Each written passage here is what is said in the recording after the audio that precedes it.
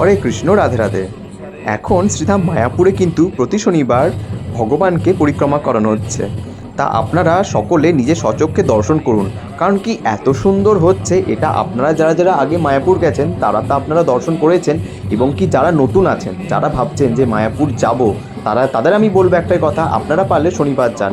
কারণ কি শনিবার দিনকে কিন্তু ঠিক বিকেল 4টে নাগাদ আপনারা দর্শন করতে পারবেন এগুলি, যেখানে এত সুন্দর পরিক্রমা হয়। প্রথম রথেই থাকেন প্রভুপাদ এবং গৌর নিতাই। তারপর সেখানকার গুরুকুলের ছাত্ররা দেখুন কি সুন্দর আরতির ব্যবস্থা করা হয়, এবং তারপরে থাকেন শ্রী শ্রী রাধা মাধব।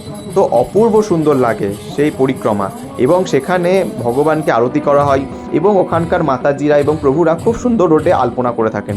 তা আমি যেহেতু সন্ধ্যাবেলা করে গেছিলাম, তো যার জন্য আমি আলপনাগুলো দেখাতে পারলাম না, রঙ্গোলিগুলো দেখাতে পারলাম না, কিন্তু আপনারা সামনে আসবেন এবং এসে দেখবেন কি অপূর্ব তারা করে।